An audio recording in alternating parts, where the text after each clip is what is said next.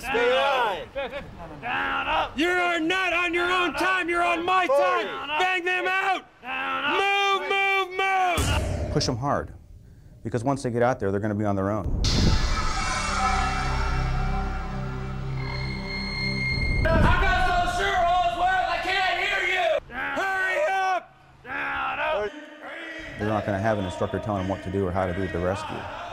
The rescue is going to be them and them alone, and they're expected to jump out of 40 or 50-foot seas into raging water and save somebody. I mean, they really can't train for that, so we get them, put a lot of stress on them in the pool, let them know their limits and let them know their boundaries. And after they leave here, they have somewhat of an idea of how far they can go.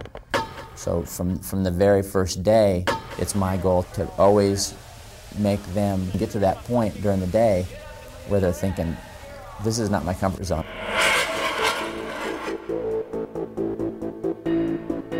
I get on them. You never jump out of the helicopter until you're ready. Bark at them as loud as I can. So what does that teach you, Farrell? Make them physically do things that they don't want to do.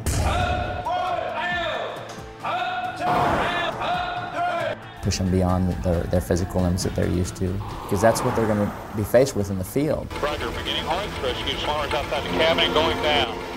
Rescue swimmers below aircraft. So they want you to go to that point to where you feel like quitting, but you got to have that deeper desire inside to where you'll push yourself farther than that and say, no, I'm not going to. There's been plenty of times where I wanted to stop, but I never wanted to quit.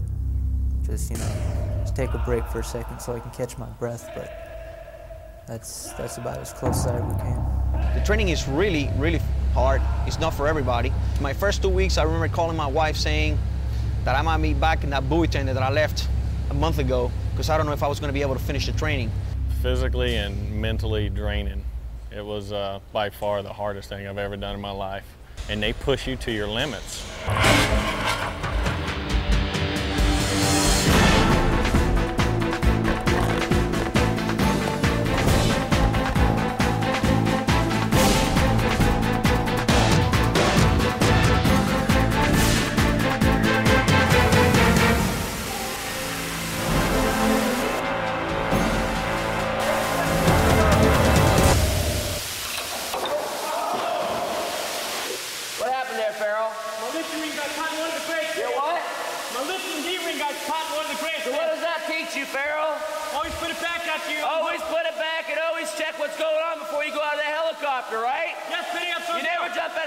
Until you're ready. You could have killed yourself if you were in a helicopter.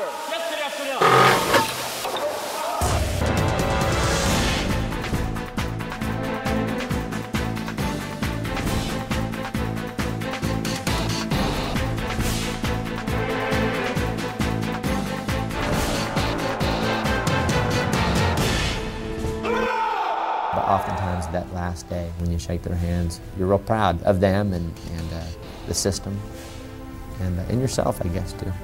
I'm very proud of them for sticking with it. A lot of those individuals had to wait 2 years to come here. I'm always happy to get a class, and I'm always really happy to get rid of them.